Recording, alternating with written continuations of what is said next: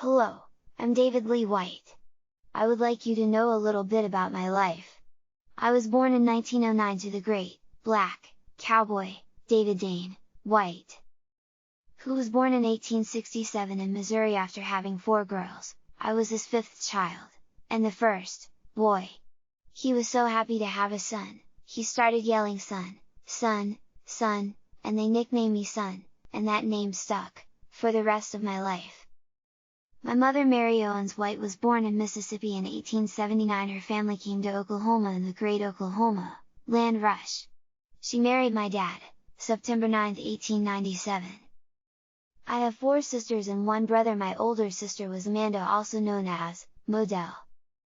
My next sister was named Blanche, she was born in 1901.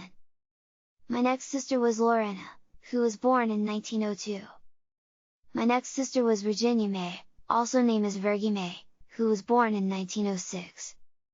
And then there was my brother Fred, born in 1911. We grew up in a time when Oklahoma was transforming, from the Wild West town that it was, into the oil boom town that it became. As a young man, things was going good.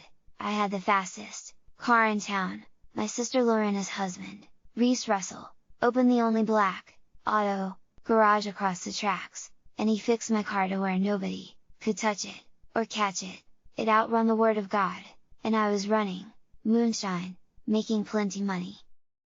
My sister Blanche opened a house of ill repute, where I was supplying her with the liquor. She had gambling, and she had plenty of good-looking women working. Life was good, we was making plenty money, I had plenty of women, I was a happy camper. I was playing the piano, doing a little singing, and the women loved me. Let me give you the whole story. Ardmore, which was called Indian Territory, began with a plowed ditch for a main street in the summer of 1887 in Pickens County, Chickasaw Nation. It owes much of its existence to the construction of the Santa Fe Railroad through the area during that time. It grew, as most frontier towns grew, over the years into a trading outpost for the region. A large fire in 1895 destroyed much of the fledgling town, which forced residents to rebuild nearly the entire town. In the early 1900s, Ardmore became well known for its abundance of cotton growing fields and eventually, became known as the world's largest inland cotton port. After the fields were stripped of their fertility, however, the city found itself positioned next to one of the largest oil fields ever produced in Oklahoma, the Healdton Oil Field. After its discovery in 1913, entrepreneurs and wildcatters flooded the area, and Carter County quickly became the largest oil-producing county in Oklahoma, and has remained so ever since. Ardmore has remained an energy center for the region ever since, with the region's natural wealth giving birth to such energy giants as the Noble Energy companies, among others. Ardmore also learned the perils of being energy rich with yet another disaster in 1915, when a railroad car containing casing gas exploded, killing 45 people and destroying much of downtown, including areas rebuilt after the 1895 fire. The disaster, which made national news, gave residents the resolve to establish the city's first fire department to ensure that such events would not recur in the future. The city has not experienced any major setbacks since the 1915 fire.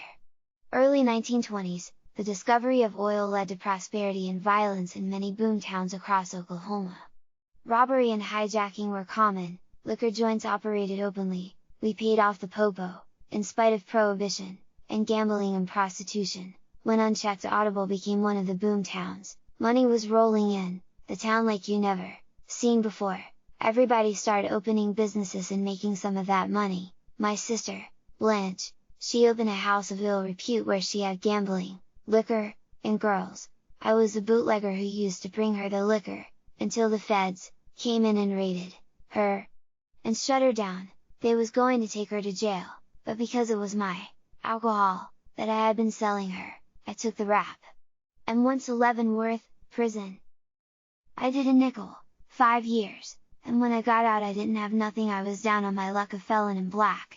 I didn't know where my next meal was coming from. They shut my sister, Blanche, down, and she moved the business to Oklahoma City and opened up again. I went to Fort Worth, Texas and just hung out on the street for a while, until I could figure out what I was going to do. My sister's son Harry Jr. he had went to see about his father before he died, and he lived in California and he needed some help to drive back home, so he came to Texas, picked me up, and took me back to California to live with him, and his family. He had a wrecking yard, in California, and he gave me a job, as a tow truck driver, at his wrecking yard. Soon, I was making money, doing good.